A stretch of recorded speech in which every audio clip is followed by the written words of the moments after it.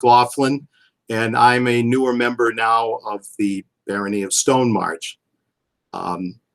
By trade, I am a storyteller and a little more of a specialized person in puppeteering at the moment.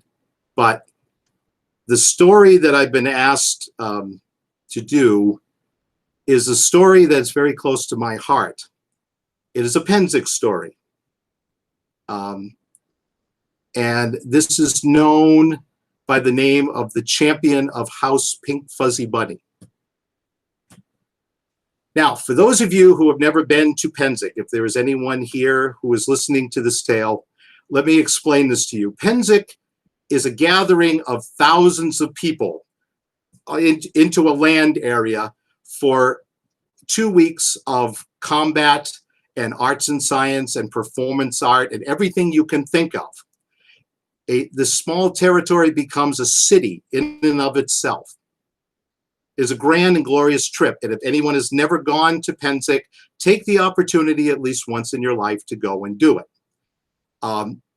Number of years ago at what was Pennsic 28, I was asked by a couple of friends if I would be, and my wife would be interested in coming and participating in a Pennsic event. I said, okay, and we've never really participated in anything like that before. We'd love to go. So we gathered all our belongings, put it into our wagon, and we headed off. After a great deal of traveling, we arrived at this large camping area. Now, to explain those of you who have never been in there, what happens, we drive into a large road, we sign in, hi, we're here, okay? It is myself, my wife, and my 4-year-old son, Adam McGregor. We get the notification where we're going. We're staying at a place called Camp Grayson, which was down about halfway down an area called Runestone Hill. So we drive around, we get to the top of this hill, we drive halfway down, and we find our camping area. Now, getting out of our wagon, we look around, and there are many different households around us with different names and titles. House of the Flaming Griffin, Clan Three Skulls. Next door to us is a place called House Pink Fuzzy Bunny. The sign over the door says, you know, we're the household that makes everybody else look wonderful. On the gate of the house are 2 large stuffed bunny rabbits. One of them looks like a cavalier, has a hat similar to this, wonderful vest, shirt, pants, looks wonderful. You know, it's just missing a sword. On the other side, that bunny used to look like that man till he was stolen by a group called the Two Chucks. The Two Chucks are barbarians. The closest thing I can think of is a Conan movie. Okay, he came back 3 days later after being stolen. He was wearing a loincloth, had pierced copper nipples, and a tattoo with the woman who stole his name on her. And his eyes had been repainted to look like he'd been taking a lot of alcohol for a very long time. Beneath them are 2 large female bunnies in these beautiful flowing dresses, and then like 20 little stuffed bunny rabbits. Why are there 20 little stuffed bunny rabbits? You know what happens when male and female bunnies get together. They're all pink. Now, the head of the household is a man named Bugs. Bugs tells us that at times, some of these are stolen. There will be notices. Hi, we have the bunny. It's in good shape now. We'd like pizza. We'd like beer. We'd like grog, you know, whatever. And there's sometimes have to pay off people. Now, my son Adam decided that this is a bad idea. No one should be stealing small bunnies. And he took it upon himself to become their guardian. So this is Sunday. We're there in the early afternoon. He's got a small wooden shield and a small wooden sword, and he's marching back and forth in front of the gate, guarding these animals all afternoon. He's 4 years old, just learned to count, so he's counting them about once an hour, make sure nothing is left. It was interesting. He came over to get water, and I see this woman and a small child coming down this road, and he's like, "Oh, look, Mom, bunnies." So this small child was making his way toward the bunnies. The next thing I know, I see my son crawling through the tall grass, about ready to sniper this man. At which point I put a stop to it. Well, everything went by without a problem that evening. Okay, next day, Monday comes. Penzic is full of flea market, places to buy things. If you can't buy something at Penzic, it doesn't exist, honestly. So we decided to take the morning and go and do some shopping.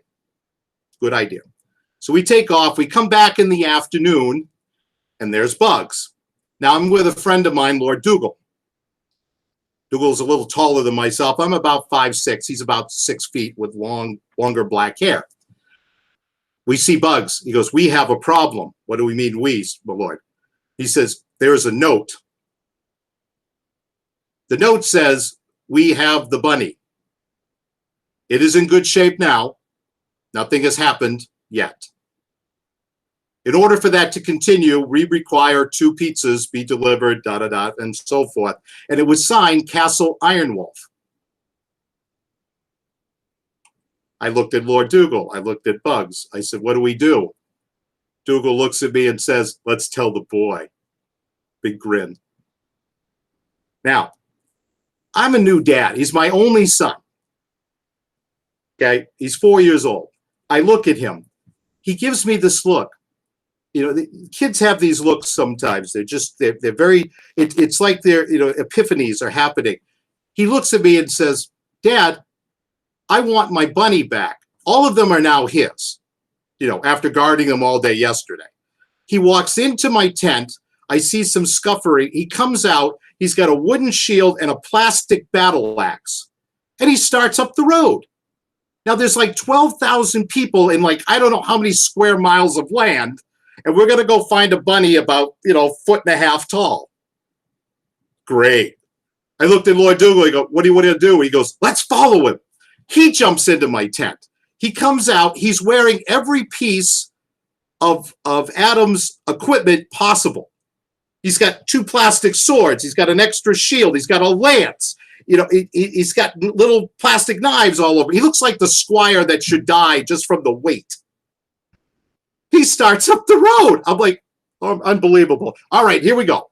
Now, to explain, first thing we got to do is find out where Castle Ironwolf is. Okay. To find Castle Ironwolf, we had to climb Runestow Hill, which is a road. We go through a merchant area, and there's a large barn. It's a great meeting place. Used to have dances there, everything. It was a lot of fun. We had to go around that, down to the main road, cross it, and then there was an area, a lot of feasting, a lot of feast halls, so a big place to eat. Then we've got to travel past that at a place called the Serengeti, which is basically a large flat land full of grass that goes on till you'll die. And they're pretty much at the other end. Now I've got my 4-year-old, 3'6" guy. Okay. We get to the top of the hill. We found this map. We found out where they were. So we start heading. We get to the barn. We start going around the barn. And we run into a friend of ours, Catriona. Catriona is a member of House Pink Fuzzy Bunny. She's also staying with us at Clan Grayson. She has 2 lady friends with her. She goes, "What's going on with you guys?" And we explain the situation. Now, what we found out was the bunny that got stolen was Catriona's. She had given it to the household to adopt. Adam was very fond of Catriona. So now it isn't the bunny is missing, Catriona's bunny is missing. We're going to continue on. Catriona, we explain the situation. She's like, "Can we come with you?" "Sure, why not? Let's go. Come on, everybody come." Okay, so now at this point, we have my son who is leading this party. He has a squire. Okay, I'm wearing a Kyurgeon's baldric, so pretty much I'm his field medic, and he has 3 ladies in waiting. He's 4 years old. We get down. Now this is, by the time we reach the main road, we have to cross into the feasting area. It's near dinner time. There's like 3,000 people per cubic inch in this area. They're just moving like locusts trying to clear a cornfield. It's craziness all over. You can't hear yourself think. We stop, and I'm looking at my son, and he's trying to figure out how to get through this chaos. And like, what are we going to do? And at this point, I'm carrying a staff, and I said, all right, that's it. We got to go all the way with this. All right. So I walk out in front of them, and I hold stamp the staff down and yell at the top of my lungs, make way for the champion of Pink Fuzzy Bunny, who seeks Castle Iron Wolf in a matter of personal honor. Like Moses parting the Red Sea, a 6-foot wide corridor opens all the way through the feast hall. And he starts walking, my little guy. There are women in medieval attire. They're on their knees, bowing to him. My head is exploding. I don't like, holy, unbelievable. Now, we get just past the feast hall. All of a sudden, there's a disruption. Out jumps another 4-year-old little boy. He's in leather pants, boots, no shirt, wielding a plastic rapier. Now, rapier versus axe and shield. My son takes pose, and he's ready to go. The other man's father comes out, grabs the kid, throws him back in the tent. Conflict averted. We continue into the Serengeti. Now, this is a walk. My son is not rested. He has not asked for anything, nothing. He marches all the way to Castle Ironwolf. Castle Ironwolf is this huge structured settlement. Big big wooden doors with iron knockers on it, wolf heads. It's got white walls with black wolf heads all over the place. It's gorgeous, beautiful structure. It's run by a knight, Sir Michael, a knight of the kingdom. We knock on the door. Boom, boom, boom, boom. They enter. Sir Michael is on the battlefield. He's not there at the castle. His squire enters the door. Said, we have received your message, concerning the stolen bunny. Now, the squire appears to not have any idea what we're talking about, but all of a sudden this portcullis is filled with 50 people. Somebody back there knows what's going on. Like, we will not pay the ransom. Send forth the bunny or send forth your champion to fight ours. Now, you have to picture the situation. I'm standing. Lord Dougal, the 6-foot man, is standing next to me, covered in plastic attire. And there's my 3'6" guy. Everybody looks at Lord Dougal and thinks he's the champion. They're all like, laughing at him. And Lord Dougal's like, They all look simultaneously at my feet, and there's my son, and they're all like, oh. Except this 300-pound man in the back, like, my lord, is he authorized? Understandable question, legit, very legit for a confrontation, okay? Now, the squire at this point is about ready to have an accident because this looks like it could get violent. He explains to them that Sir Michael is on the battlefield. Fine. Okay. Come back later tonight. Bring the note. Bring somebody from Pink Fuzzy Bunny, and we'll deal with it. Now I'm thinking as a father, this is no problem. Okay. I'm going to go back. I'm going to come over, get this bunny later, take care of the ransom issues, bring it back. You'll be there in the morning. Son will be happy. Everybody be happy. Fine. Okay. We walk all the way back. We bypass the feast area, but we get all the way back. It's about 7:30 in the evening. Kid you not. We're not there. We report to Bugs at House Pink Fuzzy Bunny. We're not there 5 minutes. A man-at-arms from Castle Ironwolf shows up at our front door. He explains to us that Sir Michael has shown up at home and has heard about a personal challenge dropped at his front door. And in an hour, he will be at our gate to talk terms with my son. At this point, my wife arrived at camp. That's when I panicked. They look, I explained the situation, and she, of course, is like, you went where? You did what? What the, Okay, now, what are we going to do? At this point, everybody around us thinks there's going to be a fight. They build a bear pit ring in the middle of the campground. There is a pyramid of beer. There are 2 women in chainmail bikinis with round cards like this is Caesar's Palace.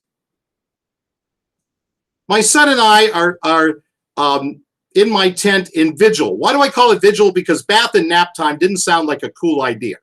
Okay. Now, this is the point where having conversations with your children is interesting. Okay. There's a lot going on. And I'm trying to figure out what to do. We are changing his clothes to be ready to meet Sir Michael. And he looks at me awful serious. And he says, Dad, am I going to have to fight this guy? You try to be a father, you're trying to teach things.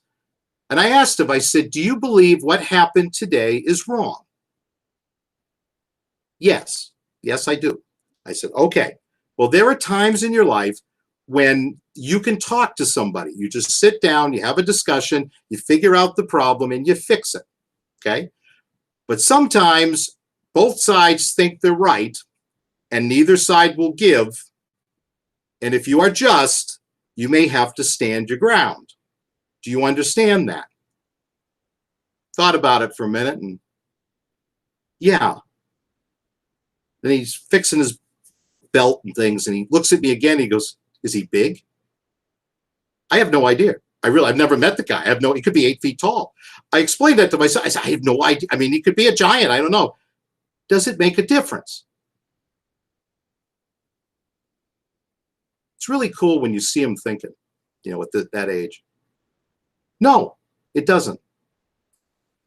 At just before 8:30 that evening, this is Monday night, we are standing at the gate. Okay, I am dressed, I have a kilt and, you know, a little more comfortable. My son is there. Lord Dougal has put on this Cavalier's outfit, and he has all of his squire attire on him. So he's got like 18 different, he doesn't know what kind of combat they're going to do, so it's all set. My son is classic, okay? He's in little shoe boots. He's in a kilt. Only kilt I've ever seen with an elastic waistband, because you can't be messing around when you need to get that off for things. He's got a tunic on. He's standing on a hobby horse. Okay, he has a belt, and on his belt he has 3 favors. One of them is a blue ribbon given to him by Catriona for defending her honor. There is a kind of a trying to think of the right word here, a tassel, something, a little piece of fabric given to him by the daughter of Bugs, an 8-month-old girl named Catherine. And then the third thing, and this was crazy, there's a pink bunny foot, rabbit's foot. The household had a meeting while he was getting changed. I mean, they sat down and discussed this. And they decided to declare him the champion of their household. And as far as I know, it's still written in their order, you know, whatever their charter is or whatever they have for paperwork. I've never been told anything different. Now, he's got all this on. He's got a wooden shield. He's got a sword. Okay. He's got a Viking helmet with pink rabbit ear horns. We are ready. At 8:30, Sir Michael and his household come down the hill. It's like Roman centurions. There's 40 people. They are dressed in finery. There are horns. There are drums. There everything you can think of. I have regalia. I thought maybe the king was coming. I don't know. I mean, it was pageantry beyond compare. It draws everybody within a half mile. Sir Michael stops, and his lady, they stop at the door. Sir Michael takes a look at his challenger. They meet, and there's a conversation. Sir Michael explains to my son Adam that this bunny was not stolen. There's a mistake in that here. This is wrong. He said what happened was it wandered off, and it had been found by 2 of his huntsmen when they were out in the woods. So they produced the rabbit, the bunny. Okay. Now, I am not a knight. I have never been anything close to that. So when at this time, I believe that the laws of chivalry say if a knight is challenged to combat, he either has to fight the guy or compensate him. Out comes this large box. It's big enough to hold 6 gallons of water. Inside of it is M&Ms, Pez, coloring books, crayons, matchboxes, and a full, let's call it a play school, like knights jousting set, action figures. I mean, there's probably $150 worth of items and tools and things in here. It's handed to my son for compensation. My son accepts it. We put it to one side. Now, this is the kicker. This is the one that drove my head insane. They hauled out the two idiots who stole this thing to begin with, okay? Big men, bear fur, eye patches, ugly, they look like barbarians. Sir Michael informs Adam that if anything happens to any of these bunnies for the rest of, the rest of the time he is here, these men are under his personal command to retrieve it at the cost of their own lives. So by the end of this confrontation, my son has beaten a knight, an entire household, has war treasure, and 2 men-at-arms. This is Monday, and we're going home Saturday.